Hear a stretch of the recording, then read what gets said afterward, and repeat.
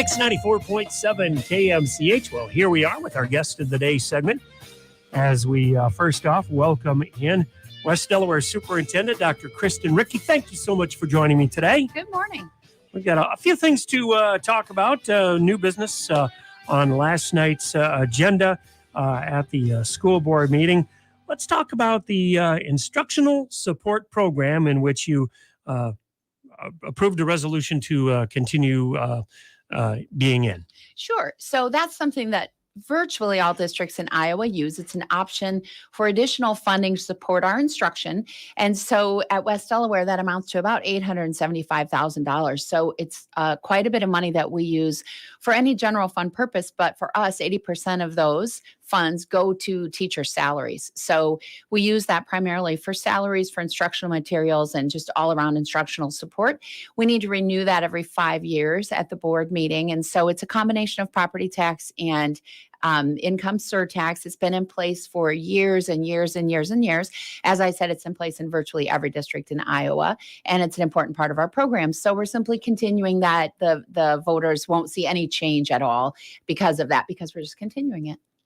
And West Delaware has always been on the forefront of educating the young, the technical and industrial type education. And you made a little change in your introduction to fabrication course for the next school year. Right. So that is an exciting part of what we're doing with our career readiness in advanced manufacturing. So as most people know, we have several apprentice programs now, including welding, meat cutting now, and auto mechanics. And so this is part of our welding program. Our welding instructor, Mr. Seth Harms, created that class, Introduction to Fabrication, a couple of years ago to support the apprenticeship and to support what our local industry is saying that we need. Well, this year we're making a change so that now that class will give our students college credit, and it goes towards 2 different career pathways at NICC. So it just increases the opportunity for our students, and of course, no charge to them to get college credit while they're still in high school. And you also approved for the next school year, the individual career and academic plan. What is that? Yep. So that's a plan that's required of all districts in Iowa, and it fits really well with the work that we're doing. So it's a natural thing for us to help students become career ready. So we start in middle school, helping them explore their career options and learn more about different careers and hired for those. And then it's a plan for how we continue with students to give them opportunities to explore and to make some decisions about their own future. And so we updated that plan and made sure that we're still implementing and moving forward to get students career ready. And a bid for Sill and Exide Fields backstop improvements with, those fields got a lot of really, really great facilities for sports at West Delaware. And sometimes you just need to do a little upkeep. Yep, absolutely. So that is to do some upkeep and maintenance and replace the backstops at both softball and baseball. Of course, that's a safety concern for people who are watching the games in case a stray ball would come into the spectator area. And so those improvements will really keep the fields state of the art, and as well as protect our fans.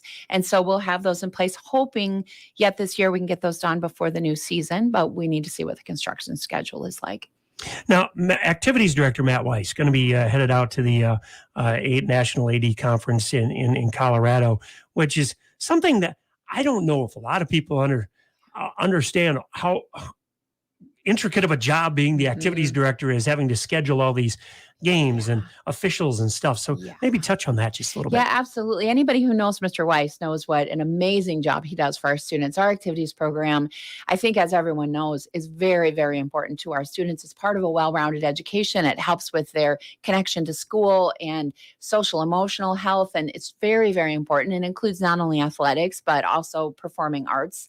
And Mr. Weiss is involved in all of those things. He also is taking some additional coursework to get additional certifications. He's taking on leadership roles at the regional and state level, and he's doing some really, really impressive work. All of that goes back to support our students and our programming, and we are really pleased to have Mr. Weiss working with us. And so this is just one more thing that he's doing to increase his own knowledge base so he can better serve our students, and we thank him for that. Anything with we have an update there. We're really reaching the end of the design phase. Some very last minute fine-tuned details such as where do outlets go in the new media centers and things like that. So we're very close to the end of the design phase, ready to move into construction bidding, which will take place in December. We're ready to go to the bond sales, which will take place in the next couple of months as well. So we're really moving past this stage and getting ready to bid. We're on track with our timeline to start construction next summer. All right, something that we need to address that has kind of become just you never really thought some of these things would become a thing with the internet, social media, TikTok in particular, and there are some really strange but also dangerous TikTok challenges out there, and that we want to kind of bring to the forefront. Yeah, absolutely. It's very disheartening to me to see these sorts of things happening on social media. I think that all of us know that social media can play a positive role, but it also can often play a very negative role. And this obviously is a very negative challenge. So TikTok has put out a challenge in which there is a different challenge every month. And the idea is that young people should do the challenge, videotape themselves doing it, and posting it to TikTok. And they're very negative things. So let me give you some examples of what TikTok has posted for monthly challenges. September was vandalized school bathrooms. Now, we didn't see a lot of that at West Delaware, but we did see some. So people removing soap dispensers and placing them other places around the building and things like that, destroying or disconnecting some of the piping to the sinks, for example. Now, none of that did serious damage at West Delaware, but every time that happens, our custodians and maintenance staff have to spend a fair amount of time replacing those things and fixing it. And in the meantime, makes it unusable for other students. And the bottom line is it's vandalism. And we don't consider it funny. And frankly, the fact that it's a TikTok challenge doesn't change that. It's vandalism. It's illegal. It won't be tolerated. So I'm pleased that we didn't see a lot of that, but we did see some, both at our middle school and at our high school. TikTok has issued other challenges, as I said, a monthly challenge. So I want to give some examples of what those are. TikTok has said a challenge in October is hit a staff member. Now, obviously, we would take that very, very seriously. Again, the fact that it's a TikTok challenge does not change the nature of that. It is assault. We will not tolerate that. And I believe that our students know right from wrong and that they're not going to take part in this. But I want people to be aware that there is this challenge being issued to students across the country. Some other challenges: November, kiss your friend's girlfriend at school. December, show your private body parts in the hallways at school.